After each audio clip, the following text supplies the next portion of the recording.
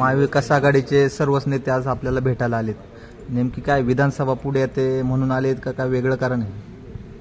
तसं पाहायला गेलं तर खासदारकीची निवडणूक झाली आणि त्यानंतर असलेले जे निवडून आले ते आदरणीय संसदरत्न डॉक्टर अमोलजी कोल्हे साहेब यांचं खरं तर मध्ये चालू असलेलं अधिवेशन असेल, त्याचप्रमाणे त्यांच्यावरती आलेल्या जबाबदाऱ्या असतील, पक्षाने त्यांच्यावर दिलेलं काम असेल, हे सर्व असलेली तमाम मायबाप जनता ही जुन्नर तालुक्याची नाही तर शिरूर लोकसभा मतदारसंघातली ही पाहत आहे.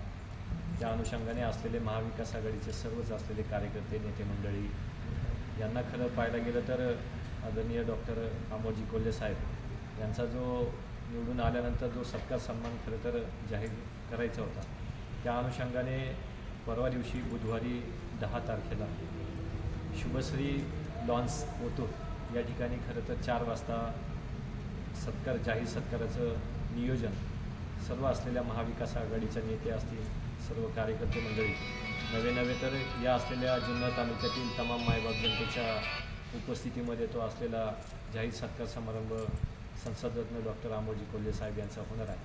त्या अनुषंगाने सर्वच नेते मंडळी आज या असलेल्या जुन्नर तालुक्याच्या पूर्व पट्ट्यामध्ये खरं तर गाव भेट दौऱ्याच्या माध्यमातून कार्यकर्त्यांना गाठभेट घेऊन त्याचं एक प्रकारचं नियमंत्रण असलेल्या प्रत्येक कार्यकर्त्याला देत आहे, जेणेकरून आदरणीय संसदरत्न डॉक्टर अमोलजी कोल्हे साहेब यांना सत्कार केल्यानंतर अधिकची ऊर्जा खरं तर आपल्या असलेल्या या जनतेतून मिळणार आहे.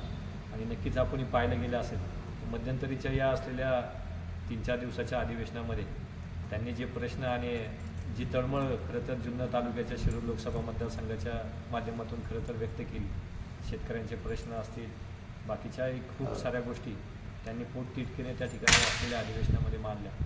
त्याच अनुषंगाने खरं पाहायला गेलं तर असलेले संसदरत्न डॉक्टर अमोलजी कोल्हे साहेब यांचा सत्कार करणं हे आमच्या सर्व असलेल्या कार्यकर्त्यांचं कर्मप्राप्त आहे.